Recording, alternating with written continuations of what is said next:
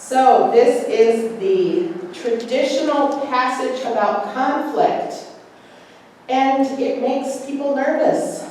Is there conflict that I am unaware of, brewing somewhere?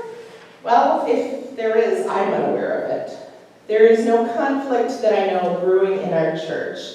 This is the lectionary reading for the week, but it's an important lesson anyway. It's worth reflecting on, especially when there isn't conflict brewing. They refer to it when there is a conflict brewing and the pastor decides to preach on this particular passage. They refer to it as making a bully pulpit, using your pulpit to bully people. Just like, when the finances are down and you decide to preach on nothing but finances, bully pulpit. Anyway, so we are not using it for that purpose. We are reflecting on the words of Jesus, the teaching of the Lord. This month, as I said before, we are going to be working on learning to love our enemies here in the month of September, practicing the kind of love of enemy that Jesus preached. And this is part of it, conflict resolution. That's part of loving people that you are in conflict with. Conflict can sound like a bad thing, but it really isn't. It's when two or more ideas occupy the same space. What should we do? There's more than one idea on what we should do. What should we believe? There's more than one idea of what we should believe. That's conflict. More than one idea occupying the same space. Neither good nor bad necessarily, just conflict.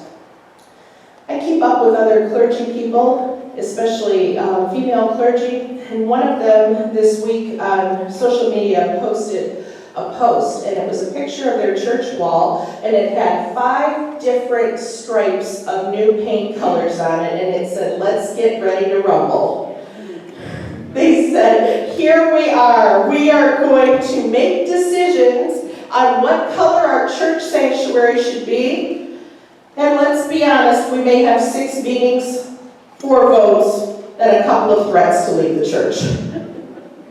Oh, church, it sounds funny, but I think there are places where it's true. There have been few things more damaging to the Christian witness or to Christ's church as escalated and unresolved conflict. Conflict creates tensions that can fester if not addressed well. Jesus wanted the church to be healthier than that. We are not supposed to have conflict as the world does. Certainly we'll have conflict, but we're not supposed to be doing it as the world, yelling, slandering, gossiping, humiliating. These are things we are to avoid in the church. This is not how we address conflict. But neither are we to sweep everything under the rug if conflict exists. We aren't to pretend that it isn't there. We aren't to smile on the outside while hurting on the inside just to keep a sense of false peace. That's not what Jesus calls us to either. In this passage, Jesus seems to presume that there will be conflict among his followers. There will be conflict because, church, as Christian as we are, there is no cure to being human. We are human. There will be conflict. What makes us Christian is not whether we disagree or even upset each other, but it's how we go about addressing and resolving these issues. Unaddressed conflict can render a community unable to function as God hopes. Jesus prepares the church to be a community that nurtures honest dialogue and refuses to keep silent in behavior that causes harm. This is what Jesus prepares us to do. Therefore, Jesus urges his disciples to have honest conversation in private if someone has offended you. This isn't being passive-aggressive. This isn't triangulating by talking to someone else about it. This is honest, one-to-one, forthright conversation. And Jesus lays out a path toward healing. And it's not the kind that says, oh, it doesn't matter, let's just patch things up, let's not worry worry about it, let's overlook it. No, it's the candid conversation where two people deal with what has split them apart. Actually talk about it honestly. This text has Jesus saying that we are to point out a fault when you are in private. In this particular culture, it was a huge culture of shame and honor, shame and honor. So what they're trying to do here, Jesus is trying to say, we don't need to shame people. We don't need to embarrass them. That's only going to make them defensive. Talk privately. Can you imagine what this would do for the health of the community of faith if every member only followed that guidance? To talk privately. Yet, refusing to set solid and proper boundaries in the name of God, the gospel of being nice, can really cause problems in a church. In fact, it allows bullies to stay in control and vulnerable people to be hurt. And that's not what Jesus taught. We are in a community bound to one another, to grow together, to share together, serve together, and support one another. That's why we gather. Healthy communities do have boundaries that, when respected, ensure that all parties feel welcome and safe. And in the family of God, the community of God, we understand that sin can cause problems. Sin, which is sometimes so hard to define because people look at it as a list of rules. But sin in its essence is anything that breaks relationship. Sin breaks relationship with one another. Sin breaks relationship with God. This is why we work on conflict resolution. This is why we want to be in good relationship, because sin breaks us apart. It's the brokenness of relationship. The sins we commit against one another have an impact, not just on individual relationships, but on the community as a whole.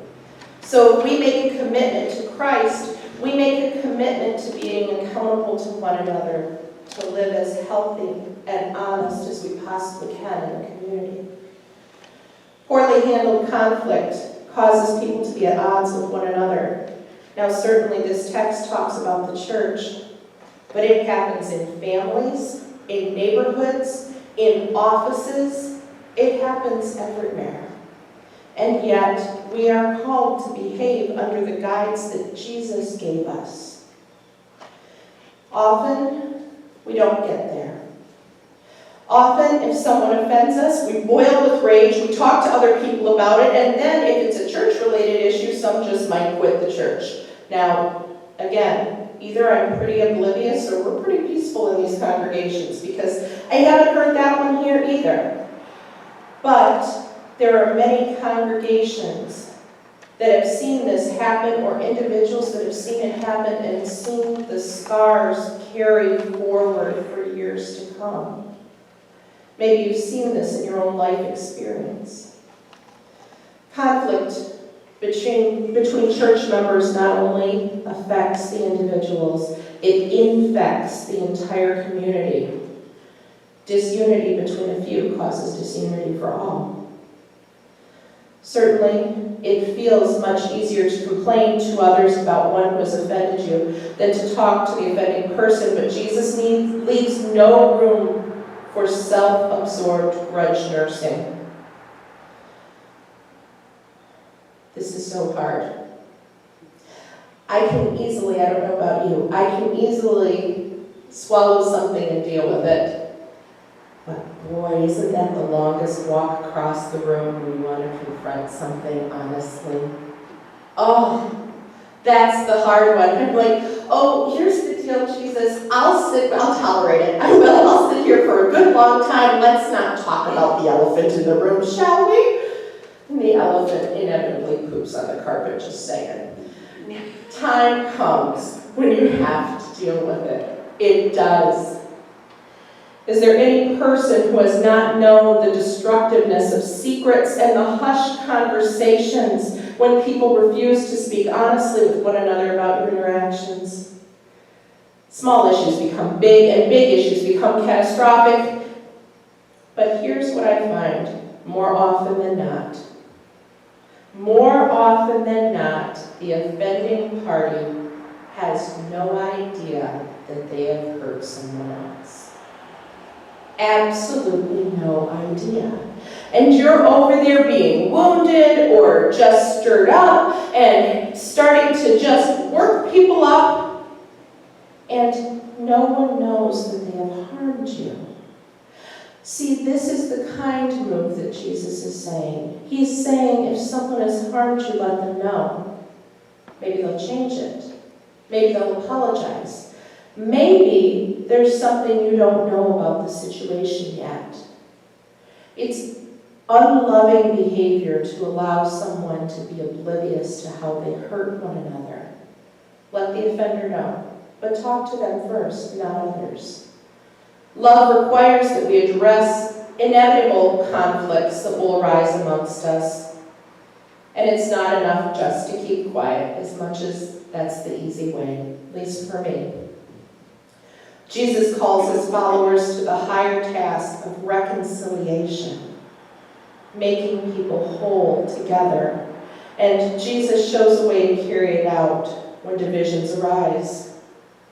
But the goal for Christians should always be to regain a lost relationship.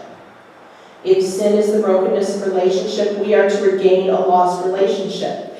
In this particular text, there's another line that is easily misunderstood. Line 17, if they refuse to listen, tell it to the church. If they refuse to listen even to the church, treat them as you would a pagan or a tax collector. And sometimes you grab onto that verse and go, you pagan and tax collector, I'm writing you off. Yeah, let's pause for a minute there. How did Jesus treat pagans and tax collectors? Well, he had dinner with pagans and tax collectors. He welcomed them into the community. He let them know that they were loved. He let them know that they could never be too far from Jesus to be reconciled into the community. Oh, this is not our big trump card to stop from being kind. No.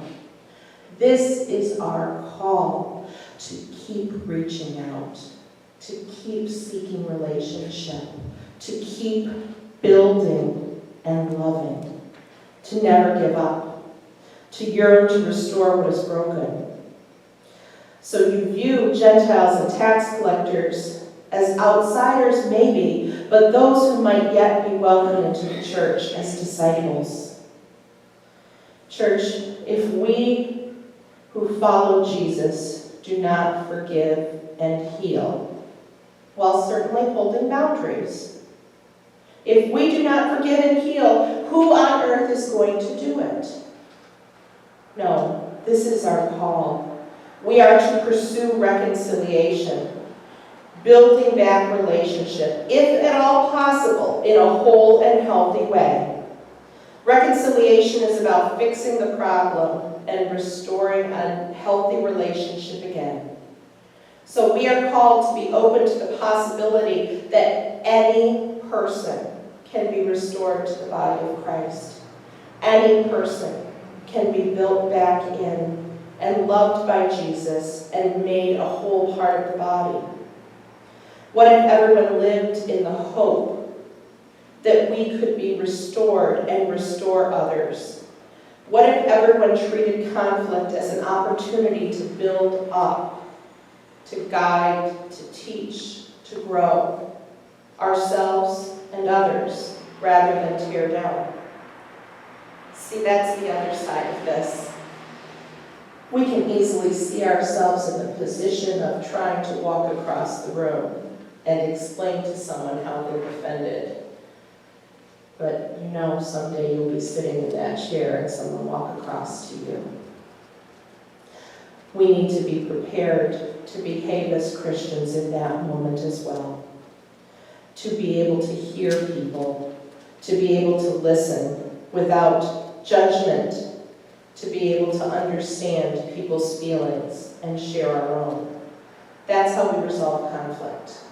Not only are we the people that are willing to say what needs to be said in love and according to Jesus, but we are the people that are willing to hear others who say things to us. It's a hard call, because sometimes loving your enemy means reconciling, and that's what Jesus calls us to in this text. May Jesus give us the strength and the courage necessary to encounter conflict when it comes, with love and with grace, and to reconcile with one another, and to put relationships first. Always. Amen.